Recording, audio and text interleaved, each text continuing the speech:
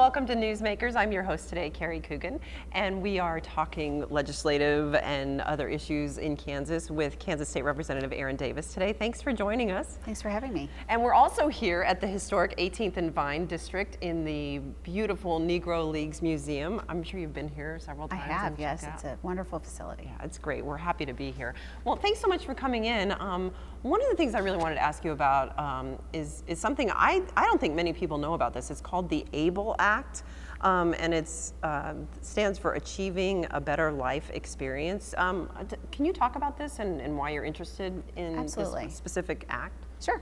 The Achieving a Better Life Experience Act is something that was from the 2014 congressional session. It was 8 years in the making, and I was fortunate enough to be in the gallery of the United States House of Representatives when they voted on it. Mm-hmm. And standing upstairs in the gallery was an Olathian whom I had met at a fundraiser event. Mm-hmm.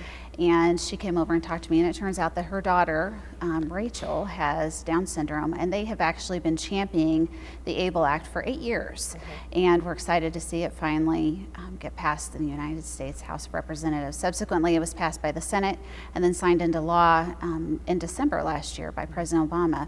In order for the ABLE Act to go into effect, each state has to do an enabling act, basically just enacting the ABLE Act. And the ABLE Act is similar to a 529 account that you would have for college savings.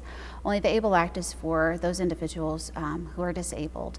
And they right now are bound for only $2,000 is the federal means test in order to qualify for benefits.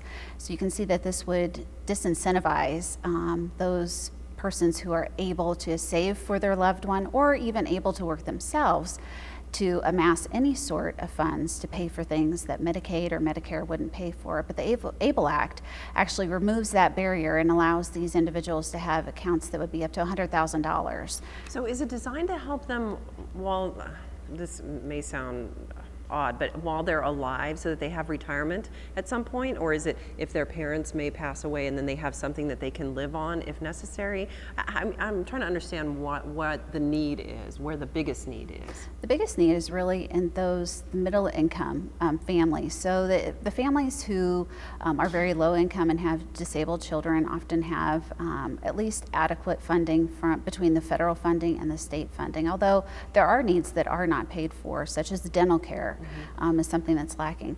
But the people who are high income earners often set up a trust for their disabled children that could provide for things. So say that the Medicaid would provide for group home and you wanted to have your child live in an individual home or a smaller group home with more individualized care. That expense wouldn't be paid for by Medicaid or Medicare, but it could be paid for by a trust, or in this case, an ABLE account fund can go for those expenses. There is a lot of expenses that disabled persons, acquire over time, and these accounts are going to be able to help these persons be living more independent lives instead of solely dependent on the government. Is it in the name of the disabled person, or is it in the name of the family? It's in the name of the disabled person, so it is their account, and they have, much like a 529 account for college savings, where you could use it for a few specified things. It'd be the same thing for an ABLE Act.